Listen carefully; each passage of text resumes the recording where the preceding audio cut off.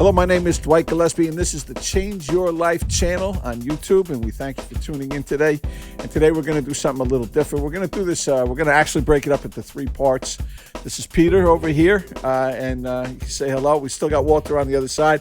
Walter is mic-less today, but not without voice. As he said, you can hear him in the background.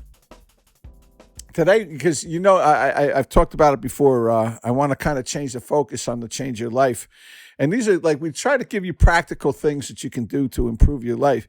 And there's something, I've been in the recovery, not in the field. I don't work in recovery, but I am in recovery, and I've been around recovery for over 40 years now.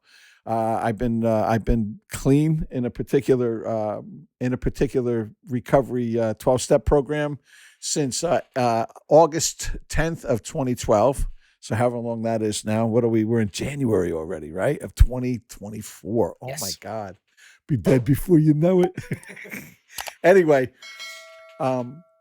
life in recovery has really been fantastic for me. I got to tell you, and I got clean late, as they say. I was 49 years old when it really started to take, and I had gotten clean earlier in my life, but really I wasn't what we would consider, in recovery. However, it was just I just didn't use anything, any mood or mind altering substances. But it's far from recovery, because there's a certain aspect to recovery, and that's what we're going to talk to Peter about today. And the overall benefits of recovery we had talked about before. And Peter's somebody that I know from the particular program that we're in, and he's got a lot of good insights on it. And we talk a lot about recovery and stuff. We're both under the weather today, so it's kind of fucked up, And we don't try not to swear too much here, but we do swear because it's just it's kind of language we use. So talking about the benefits of recovery, one of the things, and why don't you tell us a little bit about yourself, like how you got involved in recovery, like what was it that brought you here, or, What was it that brought me here? the car. Well, horse and buggy. So for me, my whole life, since I was about 14 years old, I always used. I watched films, and that was attractive to me. I wanted to emulate those characters that I saw on screen, Scarface, Godfather, whatever. So I lost myself in that fantasy. I even watched The Crow when I was a kid. I told you about this. Yeah, Watched The yeah. Crow. So there was all this heavy ultra violence, to talk about Clockwork Orange, right? Yeah. I was just thinking, Me and my troops. That's what it was it's like like. Anthony Burgess, right? Yeah. Anthony Burgess. Yeah, with the long nose. Yeah. And singing in the rain. Yeah, it's great. Sorry. Let me down a rabbit I hole. digress. Anyway, so I wanted to be a character. In order to be the character, I had to get out of myself. Why? I don't know. Could say it's cliche or whatever. Single parent household. My parents split up. And there's something about your parents splitting that mark is indelible. It Yeah. stays with you forever.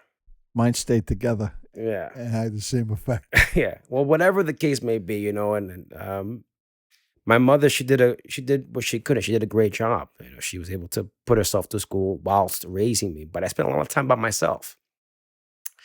And with that, there was very little censorship in my life. So I was exposed to a lot.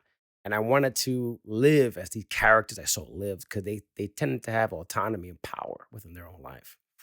But in order to do that, they needed to use whatever vehicle it was, whether it was crime or using drugs or womanizing.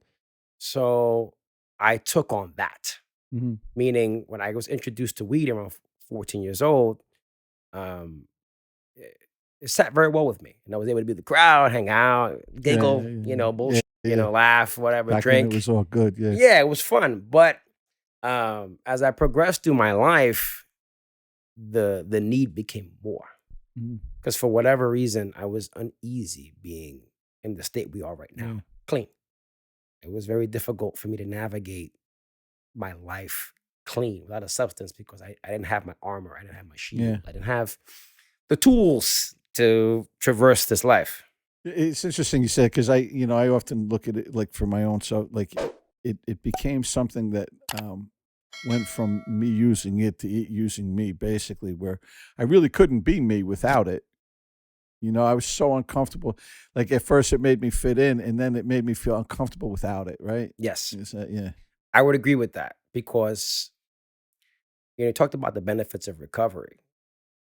One of the biggest benefits that stand out for me, no doubt, is figuring out who me is. yeah, I had no idea. I used yeah, for 20 years. I yeah. used until I was 34 years old when I finally came in into the program that I'm a part of now, a fellowship I'm part of, uh, which I won't say. No, there's no need to. I love the tradition. If you Yeah, know, you yeah, know. But so that being the case, I had no concept of who I was without vice, without using, without any of that. I didn't know how to operate in a party, yeah, at a dance, at a dinner, at a baby shower, at a wedding. yeah, I didn't know what that was like. Um, so luckily, one of the many benefits is figuring out who I am and figuring out who I want it to be hmm, and what's good, because there's right, good in me. yeah, And I realized that. I figured out that there's good parts in me. It's not all bad. It's not just a menace or right, whatever. And I can't paint myself that way either because I've managed to have a career. I've managed to be a father and raise two children. They're still small, I'm still raising them. But I've done productive things. I've contributed to my society. So I'm not without virtue, mhm, but I had to bring out that virtue to the forefront and figure out what I want to fix. Where am I lacking? yeah, Um, so that to me is a huge opportunity that recovery offers. right. How good do you want to be? Well, and I remember somebody saying to me early on, because we do this work, and every 12-step program has a 12. It's 12 steps. It's what it is, right? And there are almost, I think, 40 of them, and I think everybody can benefit from it, right? Mhm. But that's one of the things is to somebody used to say, like, as far as like all the work is, like we work on ourselves. It's not really. Somebody said the other day too, it's not a self-help program. It's Mhm. it's a we help program. Like it really does take a lot of different people, but in discovering who I am and what is, how well do I want to be?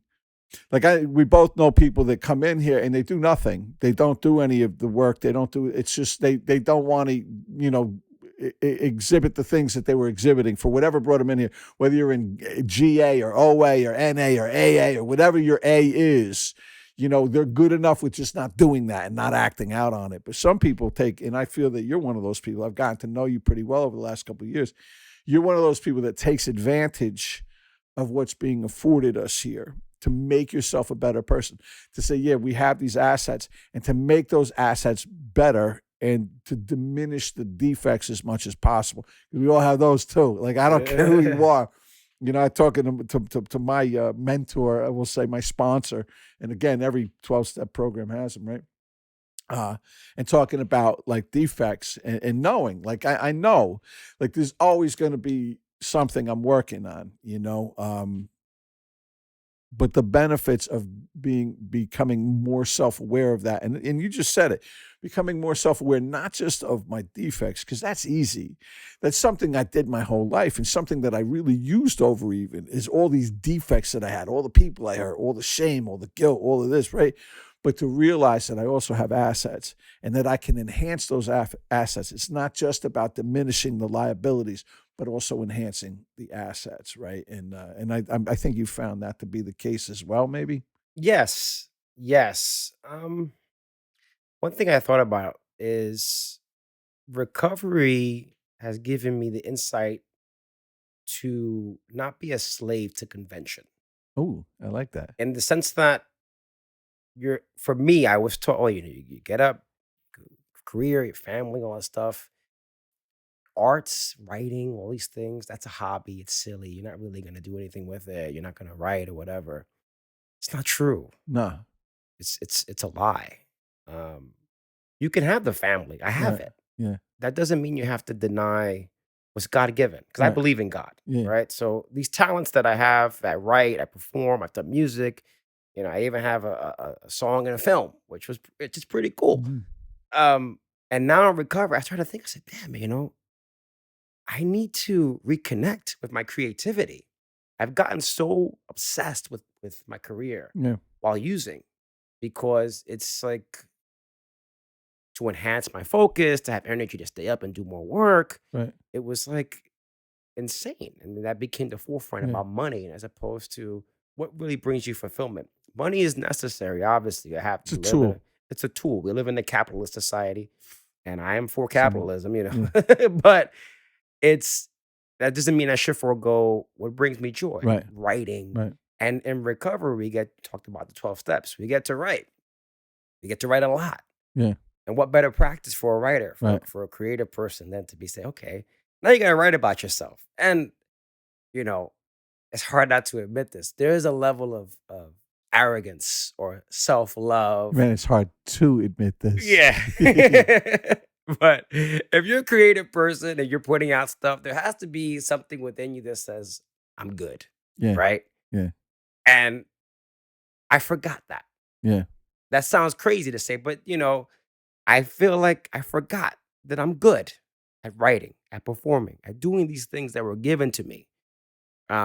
And everybody has their different talents. And some people can cook, some people can Mhm. dance, some people can, engineer, whatever it is. And recovery has got me back to rediscover what have I always been good at? Right. Why put it down? Right. I'm still young, I'm 36 years old, I think that's important. and reconnecting with that. Another benefit. So it's essentially, you gave me this book, The 7 Habits of Yeah. Highly Effective It's a People, good book. right? Yeah. And he was talking, and what Stephen Covey, man. Love it. yes. So he was talking about, I forget how he phrased it, man. I wish I could remember the maps and the territories, right? right. And the values that we Right. put upon them, right? And I was like, man, and also like the perception you have of things. Right. Your with your children, paradigms. Yeah. Paradigms Yeah. or paradigms. I don't Yeah. know. Why don't we say paradigms? I don't know. It It's sounds a more it's a fun, weird paradigm. spelled word. Yeah. Yeah. Yeah. He's an English major, by the way. So yeah. So I was thinking about that paradigm shifts, and I don't know when it happens, what point in recovery it happens, but you can't you have to be open to it. Mm. You have to be open to a shift, not just a shift, but a reconnection to perhaps what you have lost. Right. Because when I've gone into using, when I went in deep into addiction, I gave up something. I gave up part of me. A lot. Yeah. A lot of me. I Yes. lost a lot of me as it Yes. progressed. Yeah. Yeah. And then when I've gone back into do step work, and I've been clean for a little bit now, a little over 19 months. It's pretty good for me. It's great for me. Great for anybody. It's the longest I ever had. But I get to rediscover, reconnect with what I've lost. Yeah. And that is invaluable in the sense of Yeah. what you can benefit from recovery. Because you forget, like, oh, I'm funny. Oh, I can do this. Oh, I Right. forgot that I can lift heavy weights, or I can, write a book or write a song, whatever it is. And I've You heard know? I've heard a lot of people, creative people, say that that using enhances their creativity. But I disagree with. I think there comes a point where, okay, maybe up to a point, Mhm. but where it comes to a point where you can't stop using. I don't care what I was doing. The using became more important than any other thing I did. I write. I love to write. Right. When at the end of I didn't write for years, because using was more important. The getting and finding, all that stuff. Mhm. So it killed my creativity. It did, and everything became dark. Everything was bleak. Like life got really bleak, especially at the end. One thing I want to ask you, right? Because we talk about the benefits. You're young. You're a young man, and you talked about using to live and all that stuff. Like I remember, and you and Walter, you're about the same age. I think you're a year apart. I think we just discussed that, right? Yeah. When you guys were being born, there was a commercial out, and I remember it. I used to work so that I could work more, so I could use more. And it was a guy, like, it was inside, and he's sitting on like a mound of cocaine, and it's just like, 80s. yeah, in the 80s. I don't really remember it, but I was there. And that was it. And it was all about cocaine. And then it pulls out, because we used to have these like little brown bottles, and you could tie them, and they had like, you unscrewed it, and there was like a spoon in it. And it was like, yeah, oh yeah, what's this for? Anyway, Pretty and that was practical. it. You live to use and use to live. Like it was all at working became about the drugs, and the drugs became about the work, and it was all tied together. And so people say that you lose some of that creativity, right? And I disagree. Like, I think that you gain a lot back coming into Yes. recovery, but it gives you a different perspective. But what I want to ask you, because you are young, I came into recovery at 20 years old and didn't get it. I got I came back in when I was 26 years old. I stayed abstinent for about 13 years, but it didn't last because I didn't do the things that recovery asks me. Again, every program asks me to do. You get a sponsor, get a home group, do these things, and you never have to do whatever it is you were doing before, right? I didn't want to do that. Young man, you're 36. That's young. I mean, to me, I'm 60. I'm going to be 61 in a few months. Um, I don't lament coming in here. I got here when I got here. I got this when I got it, and that's good for me. I would love to see younger people get it so that they don't have to go through what I went through. They don't have to waste that time. I can only imagine what I could have accomplished had I come in at 36 years old, had I taken this seriously at that age. What would you tell somebody like yourself who's out there, who's using, and who says, because the refrain, right? The popular refrain is, that's corny. Yeah, I like to use, and they're not ready to give it up, but they know that they're struggling. They're going through, as a result, whether they can see it or not, they're going through divorces, they're losing jobs, they can't keep apartments, whatever the case may be. What would you say to that person who says, this isn't a problem for me, or I know I have a problem, but I don't want to go talk to those people because they're all corny and it's all bullshit? What would you say to that person? It's difficult. To you, what would you have said to you? Because you came in here, Yeah. you were in a particular state of mind when you came. I remember meeting you. Yes. I think it maybe your third, meeting. Second meeting ever. Second. All right. Yeah. And I met you there, and I remember the way that gleam in your eye. Yeah. Well, one thing I can say is that no amount of advice or suggestion will really change someone's mind. They have to come to it on I their agree. own. Yeah. How I came to it was not. I was just at the end of my road. I was tired Yeah. of being up for days, Yeah. of feeling sick, of my nose hurting, of my body aching, of not being able to work out, of feeling disconnected with everything and everyone that I loved, of feeling trapped and knowing that it was of my own design. Mhm. That was the hardest part, that I did this to myself. Nobody did it to me. What do you miss? What do I miss? I miss when it was. I think it's a valid question. I miss when it was fun. The beginning. Yeah. That's it. The very beginning. Yeah. When I was a kid. You talked about this, Yeah. right? Or like, if you go to the club and it's fine, but you know what it is too? You have to be able to, again, change how you perceive the activity. You have to see it all the way to the end. Right. Well, and that's the whole. I remember, because we hear it all the time. People say, my worst day clean is better than my best day That's a using." lie. That's bullshit. Yeah. If that was true, I never would have done it again. Yeah, it's a lie. It's mad fun. Right. But at the end, it's not. But what I have to go back to, because the mad fun that you talk about was the beginning. That was great. I remember, like you said, I'm 12 years old smoking weed with Dave Tome up in my up in my bedroom, laughing our asses off at everything, Cheech and Chong records.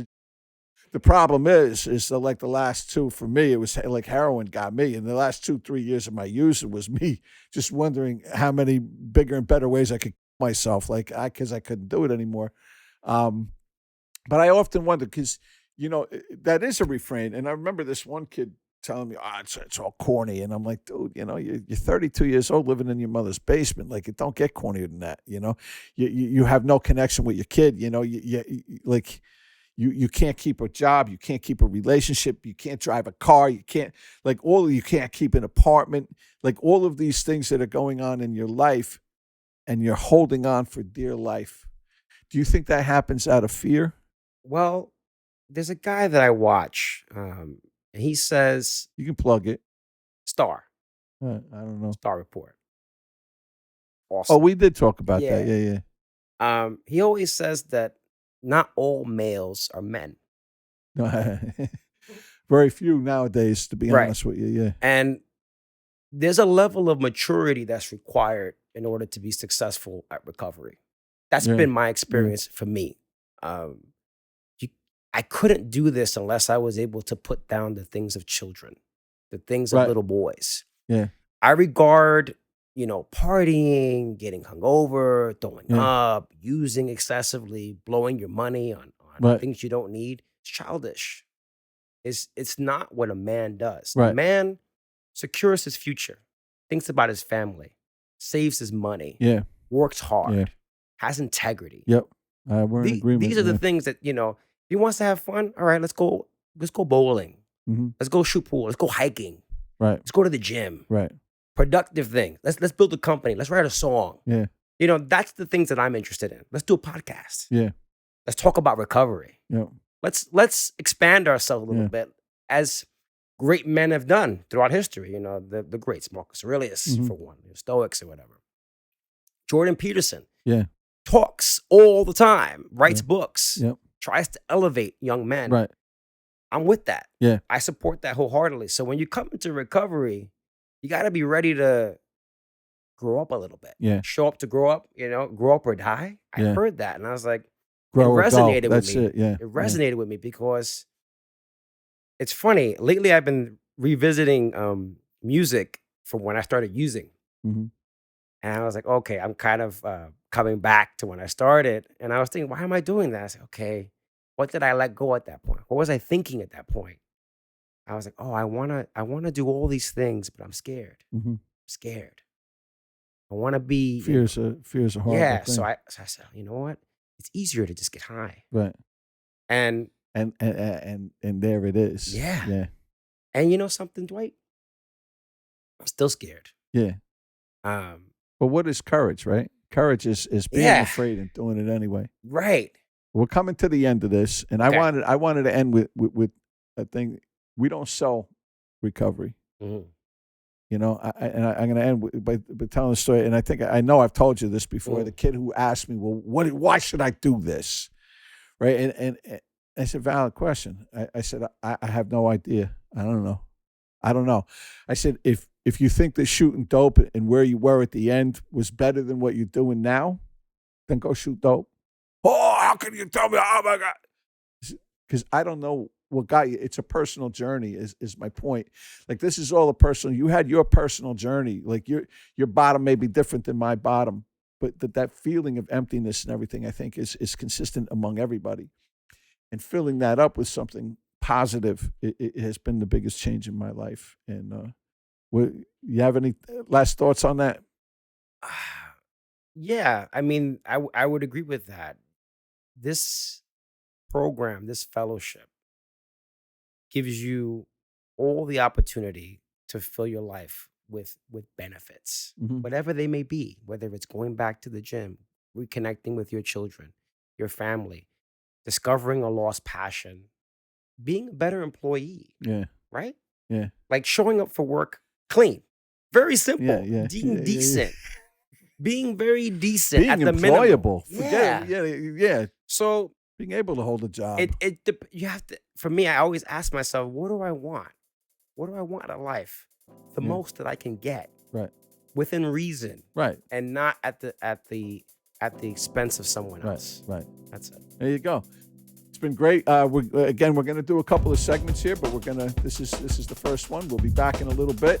I want to thank Peter, and we'll be right back. Thank you very much. Have a All great day. Oh, if you liked it, hit the like, subscribe, and all that good. All right. Yeah.